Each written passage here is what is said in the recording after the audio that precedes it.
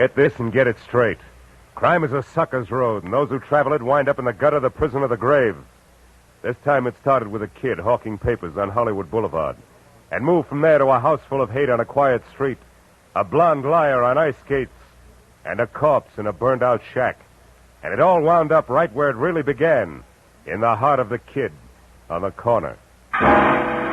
From the pen of Raymond Chandler, outstanding author of crime fiction, comes his most famous character in The Adventures of Philip Marlow.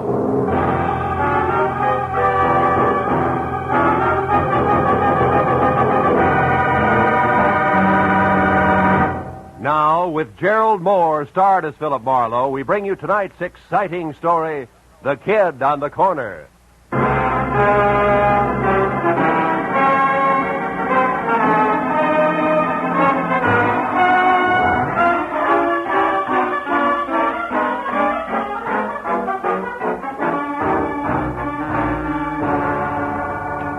After a day jam full of heat waves in December, actresses who passed mascara and long A's off as talent, and producers with glossy convertibles and holes in their shoes, the world looked as phony as a $7 bill.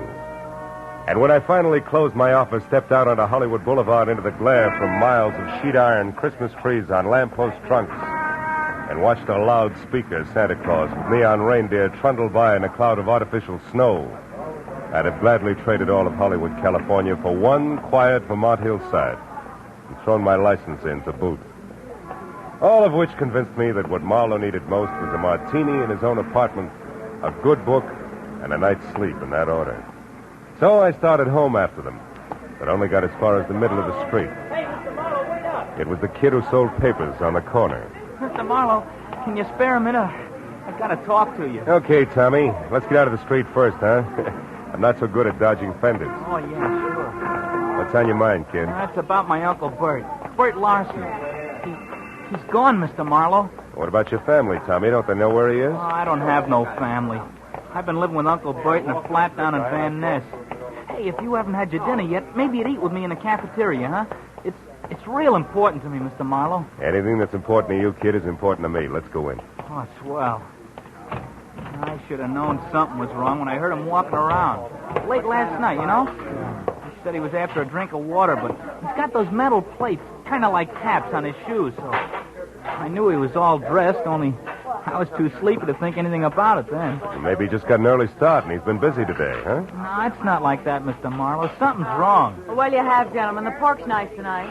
Stew's the best deal for the money, Mr. Marlowe. Oh? I'll have the stew, please. Yeah, you better make it two, miss. Okay, a couple of stews coming up. See, when I got up this morning, I found this envelope on the dresser. There was $200 inside, and this was written on the front. Huh? Let's see it. Dear Tommy, must leave town on business. I'll send more money soon. Be a good kid and take care of yourself, Uncle Bert. Yeah, I see what you mean. Yeah. I spent all day trying to find out where he went. I checked everything but the airport. I know he wouldn't take a plane. He gets dizzy just standing on a curb. No luck, though. Milk, Mr. Marlowe? No, I'll have coffee, Tommy. I feel rugged. Hey, there's a table over in the corner. Come on, huh? Okay. What really makes it fishy is that Uncle Bert's got no out-of-town business. Besides, he's never been out in front more than $20 in his life. I can't figure it. Now, look, Tommy, if you're really worried, you don't want me. You ought to go to the police right away. Cops? Yeah. No, I can't. Why not? Well, Uncle Bert's been awful good to me, but, well, I guess he's really kind of a bum. You see, he's a gambler, Mr. Marlowe, a bookie. Uh-huh. Just a harmless small-timer, sure, but I'd get him in an awful jam if I called the cops. Will you try to find him for me? I got dough. I'll pay you whatever you charge. Don't worry about the money, Tommy. I got one lead for you. This name here in the back of the envelope, see? Yeah. Lester Carney. And the number 3004.5. Does that mean anything to you, kid? No. Oh. I'd have looked that guy up my cell phone. You know how far a kid could get. Sure. Gee, Mr. Marlowe, I'm sure my uncle didn't leave town. It's something else. It's gotta be. He's in some kind of trouble. Now, Tommy, you know that he might be on the wrong end of it, don't you? Yeah. Well, if that's right, I want to find it out fast, Mr. Marlowe. Here's a picture of him. Mm-hmm. Scared, son? Me scared? Nah. Not for myself, anyway. Yeah, I guess I am, kinda. I'll locate Tommy, eat your dinner, and then get back to work. I'll see what I can find out, huh?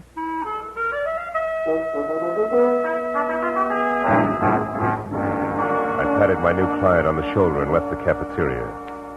But I was sure of one thing. The dry rot that gets to most people in Hollywood wouldn't touch a hard-working kid named Tommy Lawson, who was already smarter at 15 than a lot of citizens get at 50.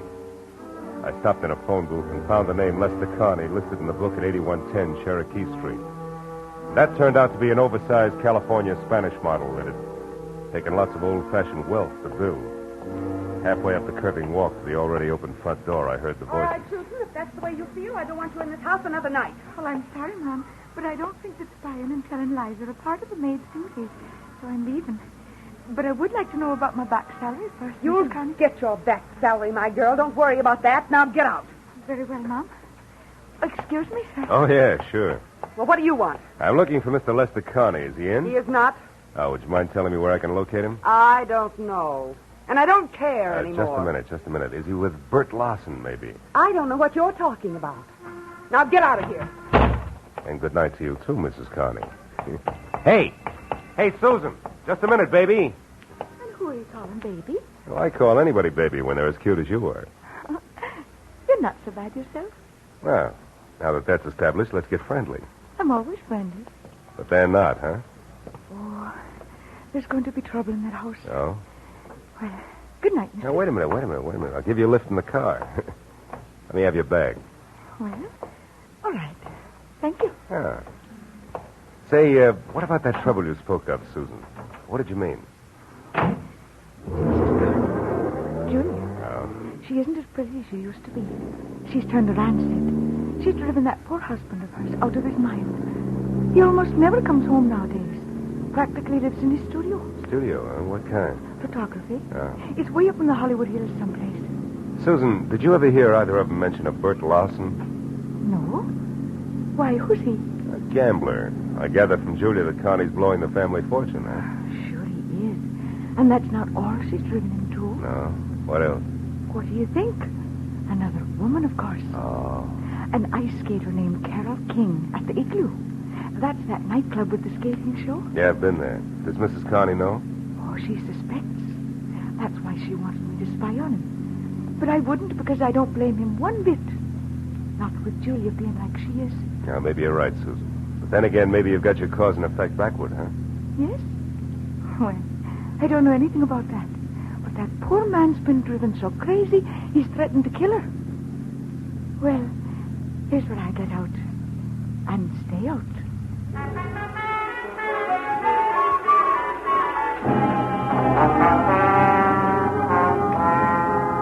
I dropped Susan off at the car stop and headed out Sunset Boulevard for Westwood in a club called the Igloo, which looked more like a down-at-the-heel Taj Mahal than an Eskimo's bedroom. Inside, a line of fast-moving ostrich plumes with wry, crisp waistlines and imitation sable zipped over a short sheet of tinted ice toward the climax of chorus numbers, while I bluffed my way backstage and intimidated the call boy into sending over one Carol King. She turned out to be left end in the lineup out front, so I sat down on a cold trunk and waited until the curtain fell. And I got up to greet an athletic blonde with more than healthy face, who sidled dubiously toward me, ice skates and all, and I introduced myself and told her I was looking for Bert Lawson. Why are you looking for Bert Larson, Marlowe? Well, because people say he's disappeared. Now, I know he's a bookie. You don't have to protect him on that score, and I'm no cop. Just want to know where he's gone. Okay. I hear he made a real killing yesterday, the first one in his life. Oh? I understand he's leaving town to retire. Who's going to make book for you from now on? Nobody. I never play the horses. My friends do. Oh, friends like Lester Carney? Lester. Well, now we get down to business. It's not like you're working for a wife, Shamus. Guess again, sugar. I'm after Bert Lawson, nothing else. That's why I want to talk to your friend. Where is he? Lester Carney is no friend of mine. You know, you should be smart enough to know you're just wasting your time with that pitch. Look, Bud, he was my friend, sure, but that's all off as of an hour ago. We're all through, washed up. I gave him the boot. Why, did he run out of blank checks? I ought to bust your shin wide open keep those for skates that. on the floor, honey. Then skip the cracks. I threw him out because I got sick and tired of waiting. He kept me on the string for months with nothing but promises. Said he hated his wife, but when it comes down to cases, he refused to leave her. Why? I don't know. got some hold over him. He hasn't nerve enough to break. So I wrapped him up in a neat little bundle and sent him home. It was a mess. I'll bet. Between you and Julia, he must be in a great frame of mind tonight. That's his problem now, brother, not mine. What is yours? How to keep your life on ice? No, wise guy. For your information, I'm quitting this show.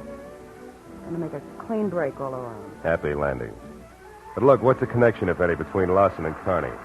Why, Mr. Marlowe, I have no idea. Isn't that wonderful? Okay, sugar, that's where we'll leave it for now. But in making that clean break, be sure it's not your neck. I'll see you around.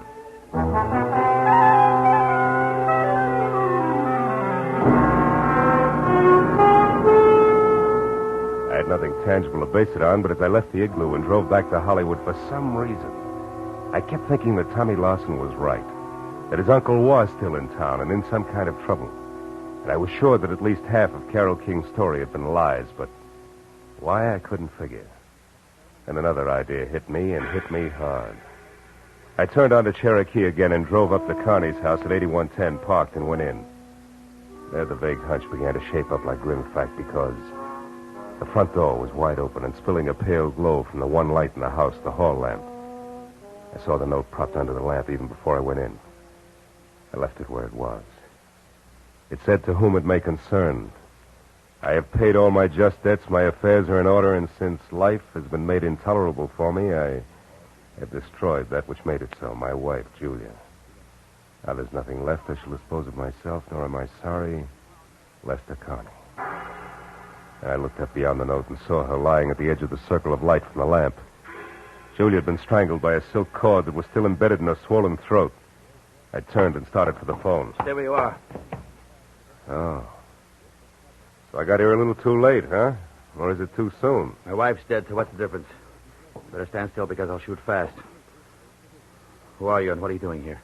Name's Marlowe, and I assume you're Carney. All right, I'm a private detective trying to find Bert Lawson. In the process, I got mixed up in your little fiasco from one end to the other. Bert Larson. Just a cheap bookmaker. He's one of the very few people who ever gave me a fair break. Where is he, Carney? Do you know? No. Does it matter? Too bad you bunted in here just now. The man's going to do what I've decided to do. It's a most personal, private affair. It's your party. But maybe you better think it all over again, huh? I've already thought it over. Thoroughly. Turn around and walk through that door to the kitchen. Go on. Sure. All right. Stop there. Now, open that door on your right. This one? Yes. Years ago, that cellar was filled with the best wines the world had to offer. What happened? You pulled too many corks? Find out for yourself, Marlowe. Oh!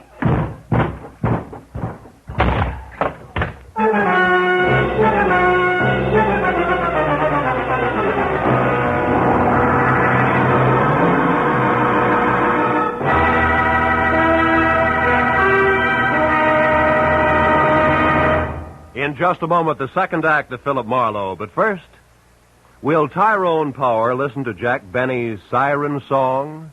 Will Ty consent to portray CBS's great Sunday night musician and lover in the movie The Life of Jack Benny?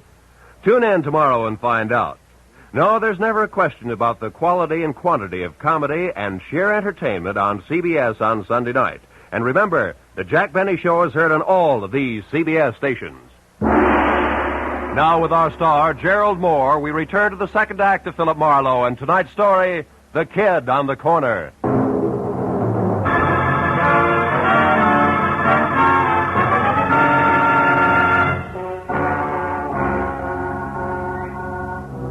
Lester Carney, bouncing the private detective down the cellar stairs, had been rough on both the inner and outer man, and my jaw was bleeding where his heavy signet ring had connected. And I was back on my feet through the dusty jumble of barrels and boxes over to a grimy side window and finally out onto the street. I found neither confessed killer nor car any place in sight, which made my next step a return trip into the house and a call to Lieutenant Matthews. All right, Marlowe. From your client to Julia Carney to that ice skater and back to Julia Carney, now dead, I follow. But the why, I don't. Where's the connection between the newsboy's uncle and this guy you say is on the way out? Lester Carney, Matthews, yeah. I don't know. You don't know? You're not saying which, Phil. Well, maybe it's a little of each. Now, look, Lieutenant, Just a second. What is it, Marlowe? Hold the wire, will you, Matthews? Okay, but make it snappy, will you, Phil? Killer on the loose isn't such a good idea, even if he's promised to knock himself off. Might decide to take somebody else along, 3,004.5 North What? Rossmore. What? 3,004.5. I can't hear you, Phil. What? What? Oh, a piece of paper, Matthews, in the dead woman's hand. Oh, now you're fine. Got an address on it. The same address that was on the back of the envelope Tommy's uncle left for him. Well, this address could be the connection I asked you about. Yeah. Yeah, the hook between Uncle Bert and the Connies. Well, we'll get right over there. We'll take a Matthews, look. wait a minute. Let me try it alone first, will you? I think it'll play better that way. And keep the kid's uncle out of the police lineup that way. Yeah. Marlow, I can't. Oh, now, wait a minute, Matthews, please. I'm thinking of the kid. Yeah, well, Okay. Attaboy. Just don't make it too long till I hear from you again. Goodbye.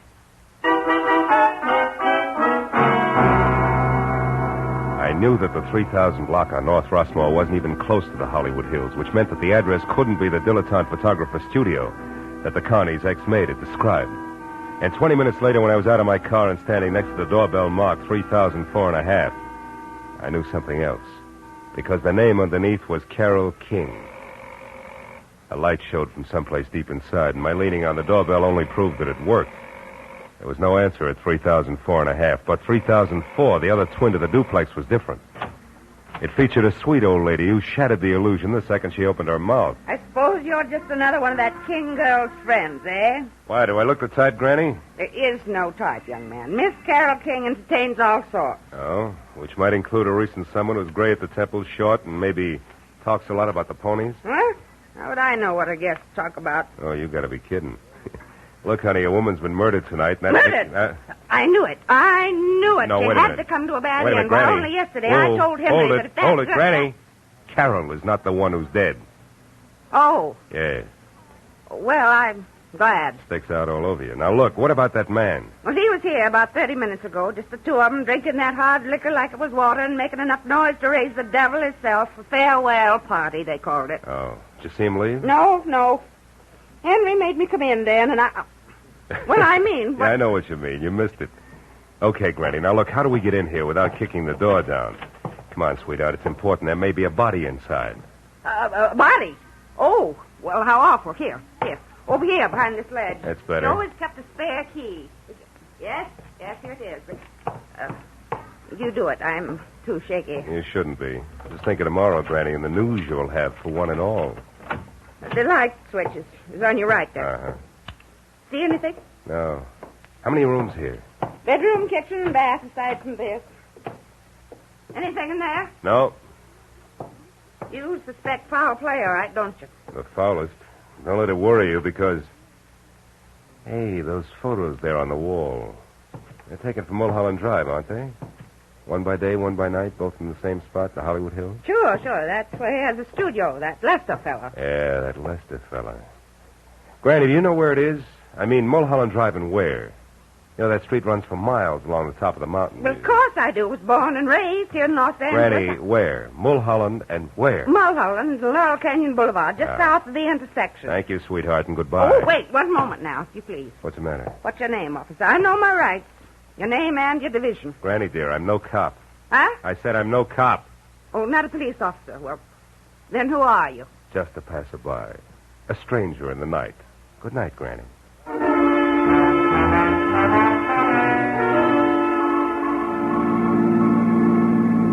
All the way from Rossmore to Sunset, then west to Laurel Canyon Boulevard, I kept worrying about Tommy Lawson and the uncle, who, from where I stood, needed at least worrying about no matter which way things played.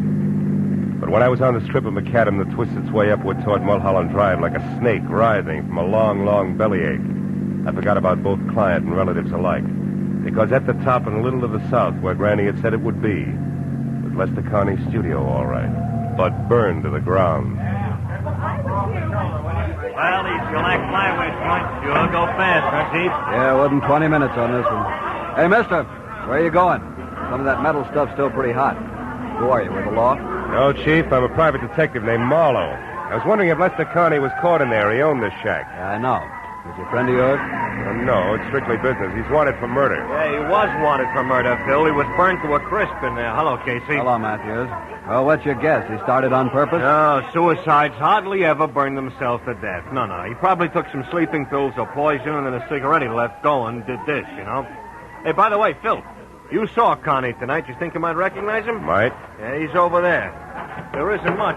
Oh, see you, Casey. Right, Matthews. Hey, Garcia. Hey, you tied Connie and this fire together kind of fast, didn't you, Lieutenant? I just found out about this place. Yeah, but you work alone, Marlowe. I got help. Oh. Oh, there it is. All that's left.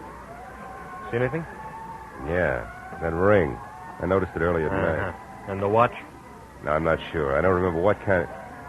Hey, Matthews. What is it? What are you staring at, Phil? Come on over here. Come on. What?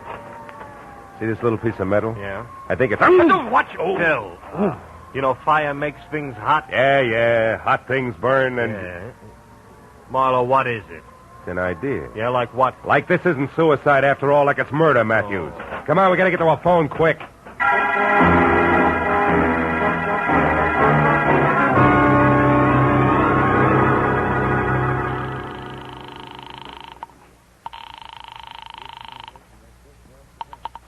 Los Angeles International Airport, Central Dispatcher's Office. Look, miss, this is important. I'm calling for Detective Lieutenant Matthews at police headquarters. What passenger flights have left in the last half hour? Passenger flight? Yeah. Well, there have been two, sir. One to Dallas, Texas, the other to Chicago. Both American Airlines. Nothing out of the country? Marlowe, what are you getting? Will you wait a minute, Matthews? Sir. However, there is a flight scheduled to leave at 10:10. Uh-huh. But that's just 5 minutes from now. That's going to Manila. Mercury Airways. Shall I connect you? Yeah, hurry, will you please? Yes, Hey, Matthews, sir. this may be it. I'm glad for you. Mercury Airways. Central Dispatcher's Office, Mercury. There's a call from the police here for you. Go ahead, sir. Look, your 10:10 flight from Manila, is it going out on schedule? Yes, sir. The plane's standing by for the tower signal now. Oh, then tell me this. Is there a passenger aboard named Bert Lawson? Lawson? One He's the moment, killer, please, Phil? sir. Hurry, will you? This Lawson killed Lester Connie. Then he. Will you hold it, Matthews? Yes, sir. We have a Bert Larson aboard. Oh, good. Keep him there and don't let that plane get up in the air. Do you hear? The man's wanted for murder. But don't do anything else either. Just let him sit and wait for us. You got that? Yes, sir. I understand. Fine. We'll be there as soon as we can. Goodbye. Come on, Matthews. It's your show from here on in. Sirens included.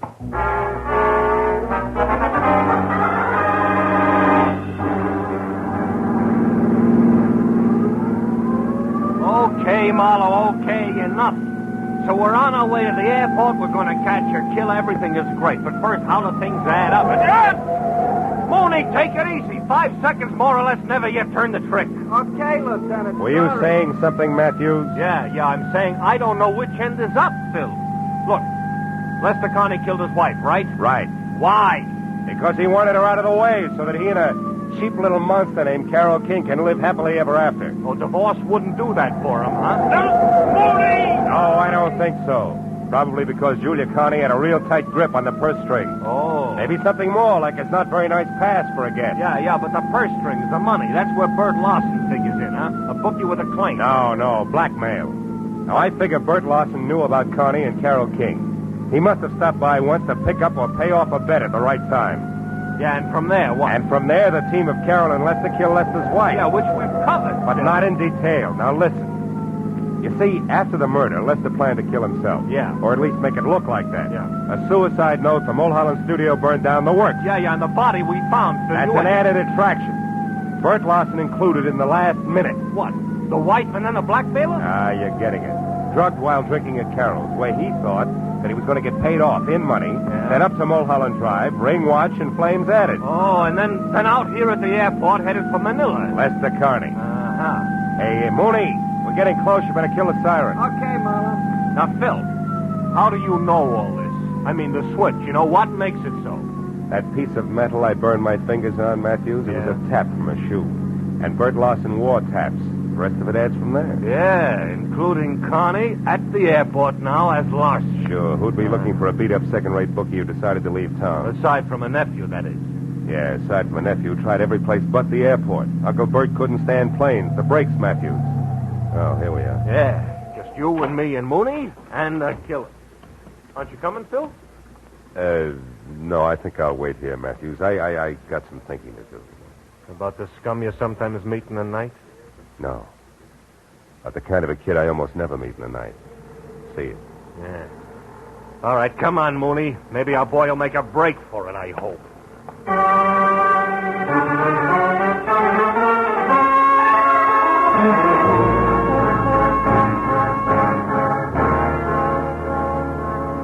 Lester Carney didn't make a break for it, and an hour later when they picked up Carol King, it was the same thing. Each of them was surly, ugly, but they talked. So when I finally left police headquarters, where try as he would for Tommy's sake, Matthews had found it impossible to skip over Bert Larson's connection as a blackmailer. It was pushing midnight, and I was dog-tired. There was something worse than that when I was back on the corner near my office, walking toward Tommy Larson, who was untying a stack of fresh newspapers. Then the headline. Read all about it. Hollywood killer nabbed. Blackmailing bookie. Jealous wife slain. Hiya, kid. Hiya, Mr. Marlowe. Lieutenant Matthews tells me you had kind of a rough night. Kinda. When'd you talk to him, Tommy? After the first editions hit the street, I wanted to know if you were okay. The story didn't say. Publicity no good for your business, huh? Not much. Look, kid, did the lieutenant say anything about you? I mean... I'm gonna stay with a neighbor, a friend of Uncle Bert's. Oh. He had friends, you know. He wasn't really bad at heart, Mr. Marlowe. Not really. I believe that. So do I, Tommy. He was just mixed up. Yeah. Sure he was. And you know why? The way he thought the world owed him a living, that's why. And I couldn't tell him otherwise. Excuse me, Mr. Marlowe. I gotta get going. Thanks a lot. You were swell. Sure. Extra. Bookie and Babe slain in Hollywood Triangle. 2 dead in Hollywood slaying. Extra.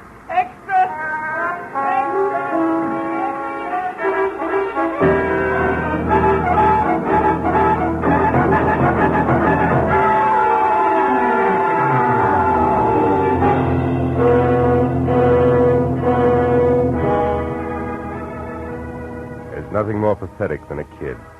The first time he's really slapped down by life.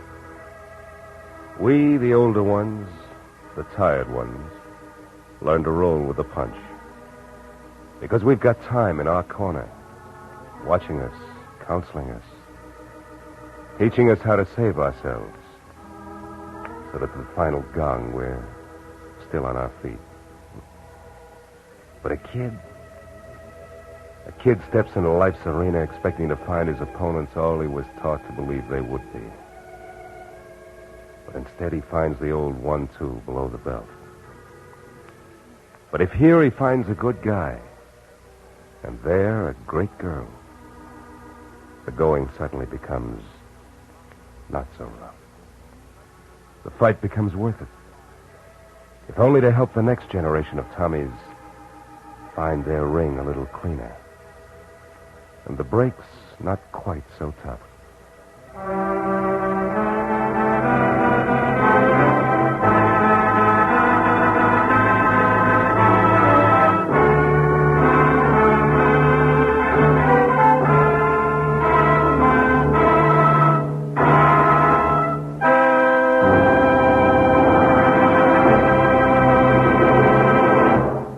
The Adventures of Philip Marlowe, bringing you Raymond Chandler's most famous character, star Gerald Moore, and are produced and directed by Norman MacDonald.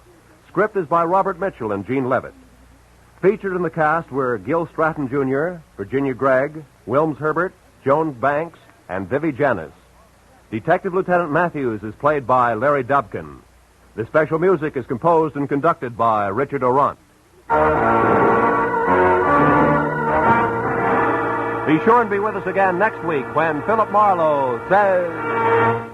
It started with laughter on a bright morning, in a battle over a chicken, and got better as it went along. It could have lasted a lifetime, but it didn't. It stopped on a gray morning, with a little wishbone broken.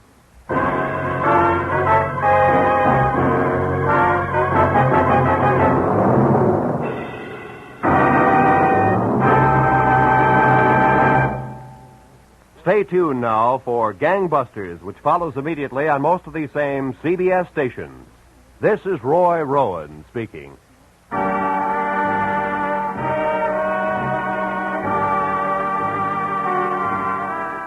This is CBS, the Columbia Broadcasting System.